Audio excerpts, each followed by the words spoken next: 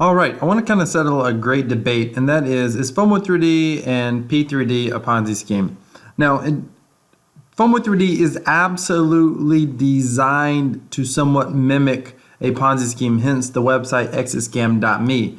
However, it is a fully transparent game, and I'll discuss what I mean by transparent here in a moment. It's really more of a penny auction meets a lottery. And so it's where you basically are buying keys and the last person to buy a key when the timer runs out. And I've discussed this over and over before, and I've talked about how this game would end. And by the way, this game is well advanced now. We're at 21,000 Ethereum right here. However, in the game, we've kind of hit a stagnant phase where there's just, people buying a few keys at a time. The timer's gotten down to about 19,000. We're not seeing a lot of earnings coming back just simply because there's not as much Ethereum coming into the game at this point. So soon someone's going to be competing, hopefully within a few days, for this final pot, which by the way is now almost 10 million USD, 21,000 Ethereum. It's extremely exciting. It's fun to watch. In fact, there's a quick version of this game now, and a lot of people are just literally watching several rounds a day of this game play out. And it's a little bit spectacular just to watch someone playing for a pot that is, that large. But I want to thank those of you who watch my videos and make comments on my videos, because this video is in response to a comment here. And I feel like, sometimes I feel like we beat a dead horse, but it continues to occur to me that people don't understand this technology that we are working with and we are playing with here. So right here, this gentleman said, "This is the most blatant Ponzi scheme as it gets. Have fun while it lasts. Withdraw your original as soon as possible because the game ends when the makers take the pot to Jamaica." This is the specific part. Now, he did not say the game ends when someone buys the last key. That's how the game actually ends. The makers have nothing to do with it. He said when the makers take the pot to Jamaica. And I see these sort of comments sometimes on the internet all the time. So I replied to him. I tried to kind of sort of, make sense of it all. And I replied and I said, hey, your comment and warnings are fair considering that we're in a space as volatile as cryptocurrency. However, please Google immutable smart contract. Then you realize how that is literally not possible, meaning the makers can't just steal the pot. He said, crypto wealth, do they put the Ethereum into your personal wallet or wallet held by them for you to access? Honestly, I should have just said they put it in for you to access. They don't, but my response was a very truthful response. But I realized that in his reply to my response, he didn't understand what I said. So I responded and said, neither. Again, it's an immutable smart contract. So technically your Ethereum is held on the blockchain for you to move on the blockchain into your private Ether wallet. So the website interface, like in this video, shows earnings right here. It appears like it's being held somewhere for you to withdraw. The reality is it's on the Ether blockchain and you can go to Etherscan directly and interact with it. The website is simply a tech-friendly way to interact with the smart contract.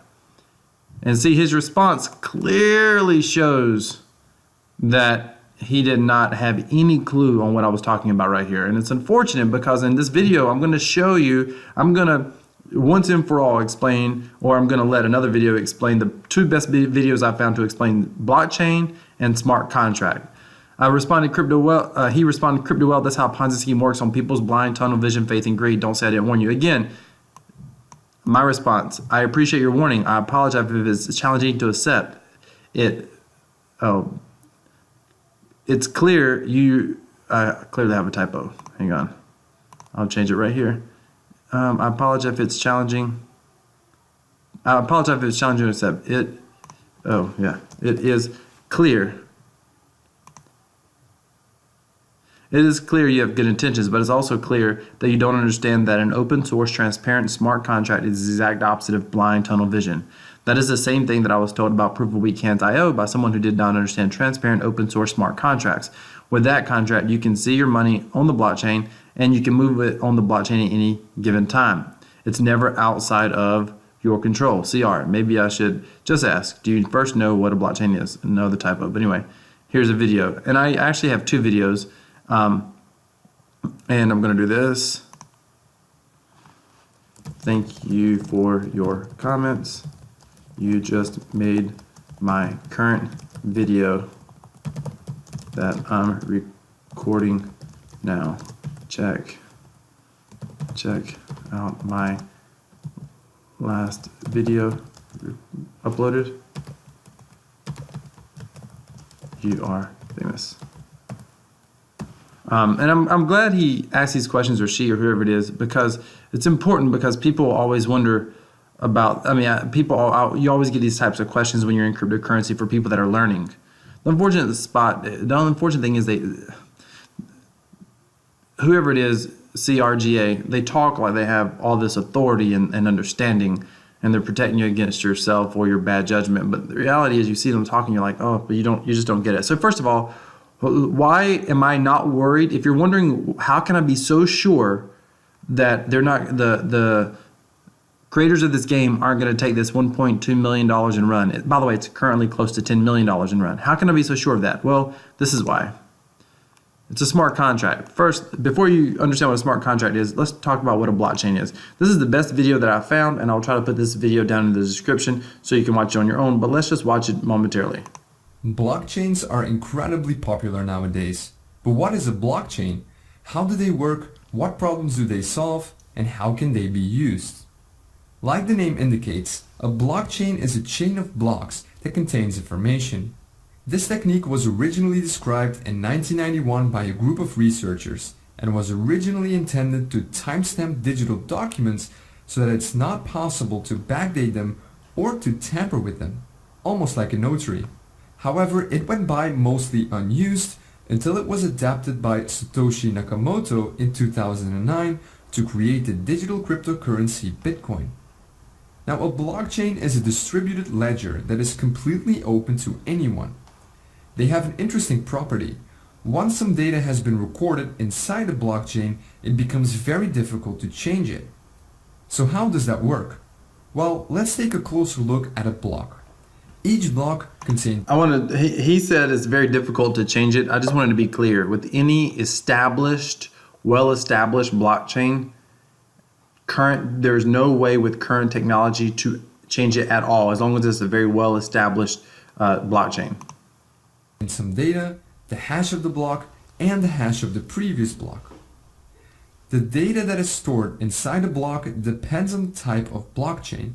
The Bitcoin blockchain, for example, stores the details about a transaction in here, such as the sender, receiver, and the amount of coins. A block also has a hash. You can compare a hash to a fingerprint. It identifies a block and all of its contents, and it's always unique, just as a fingerprint. Once a block is created, its hash is being calculated.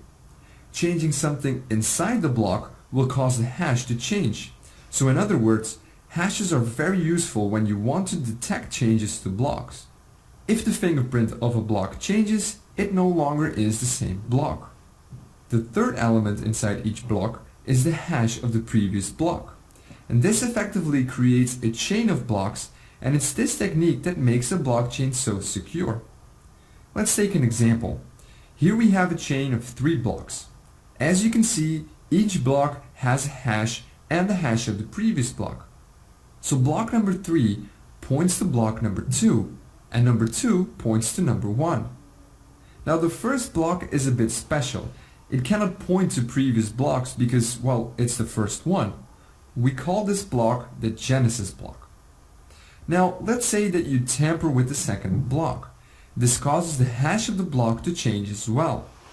In turn, that will make block 3 and all following blocks invalid because they no longer store a valid hash of the previous block.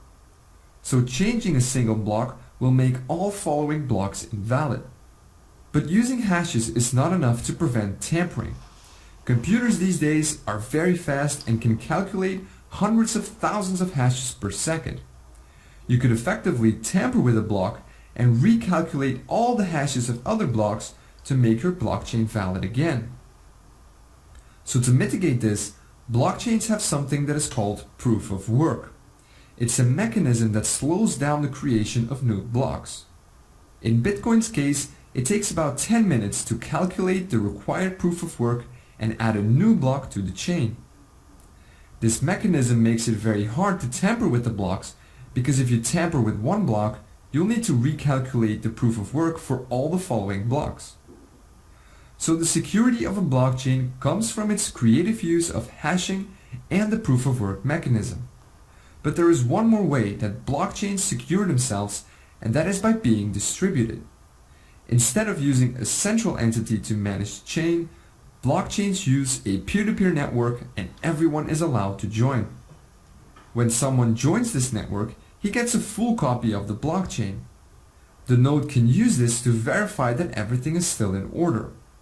Now let's see what happens when someone creates a new block. That block is sent to everyone on the network. Each node then verifies the block to make sure that it hasn't been tampered with. And if everything checks out, each node adds this block to their own blockchain. All the nodes in this network create consensus. They agree about what blocks are valid and which aren't. Blocks that are tampered with will be rejected by other nodes in the network. So to successfully tamper with a blockchain, you'll need to tamper with all the blocks on the chain, redo the proof of work for each block, and take control of more than 50% of the peer-to-peer network. Only then will your tampered block become accepted by everyone else. So this is almost... Okay, that's what I mean when I say established blockchain. Established blockchains, like Bitcoin, like Ethereum, are very large and they're extremely decentralized. There's probably millions of copies, who knows, a lot across the world. So you would need enough computing power, and that computing power doesn't even exist today, to be able to basically get ahead of the blockchain and basically control 51% of the entire hashing power that is in existence worldwide.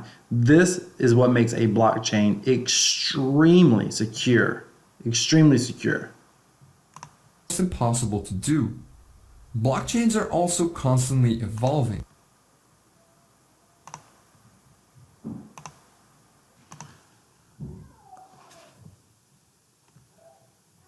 Sorry about that, I had a little bit of an interruption there. One of the most recent developments is the creation of smart contracts. These contracts are simple programs that are stored on the blockchain and can be used to automatically exchange coins based on certain conditions. More on smart contracts in a later video. The creation of blockchain technology piqued a lot of people's interest. Soon others realized that this technology could be used for other things, like storing medical records, creating a digital notary, or even collecting taxes. So this is what makes, on my channel, I often talk about why people say, will cryptocurrency go away? I do think that cryptocurrency as a currency, governments are going to resist it. But every blockchain creates some form of a token that could be monetized by the people using the blockchain, the individuals. However, the technology such as collecting taxes, medical records, these mass, decentralized, fully secured databases is what will ultimately force governments to use blockchain technology. Let's continue watching. Now you know what a blockchain is, how it works on a basic level, and what problems it solves.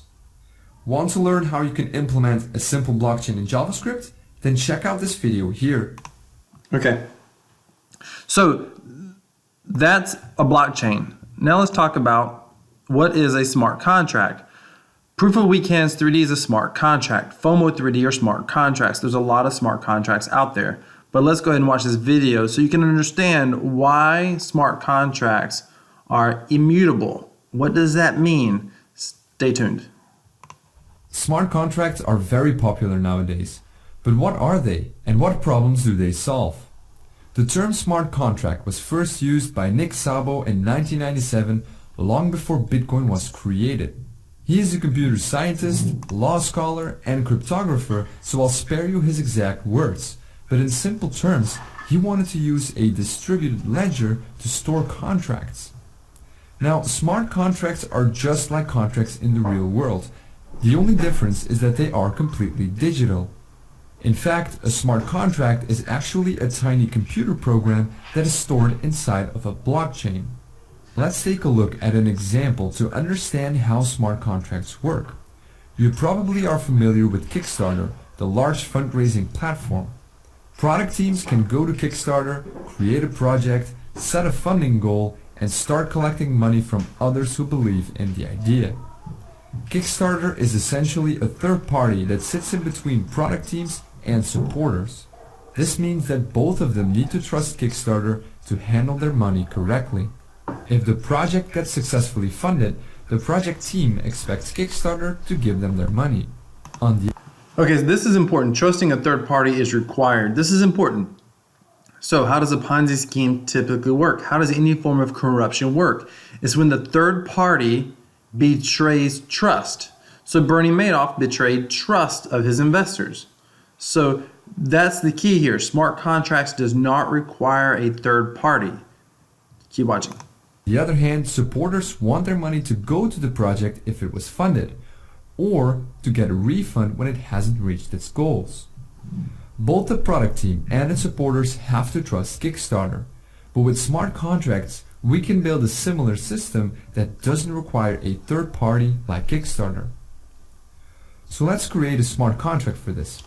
We can program the smart contract so that it holds all the received funds until a certain goal is reached. The supporters of a project can now transfer their money to the smart contract. If the project gets fully funded, the contract automatically passes the money to the creator of the project.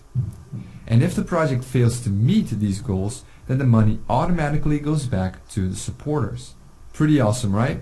And because smart contracts are stored inside a blockchain, everything is completely distributed. With this technique, no one is in control of the money. But wait a minute, why should we trust a smart contract? Well, because smart contracts are stored on a blockchain, they inherit some interesting properties. They are immutable and they are distributed. Being immutable means that once a smart contract is created, it can never be changed again. So no one can go behind your back and tamper with the code of your contract. That's extremely important. This is why proof of weak hands, especially proof of weak hands, because it's been the most audited of the 3D contracts. This is why no one's worried about someone running off with the money. It's an immutable smart contract. And being distributed means that the output of your contract is validated by everyone on the network. So a single person cannot force the contract to release the funds because other people on the network will spot this attempt and mark it as invalid. Tampering with smart contracts becomes almost impossible. Smart contracts can be applied to many different things, not just on crowdfunding. Banks, for example, could use it to issue loans or to offer automatic payments. Insurance companies could use it to process certain claims, and postal companies could use it for payment on delivery, and so on and so on.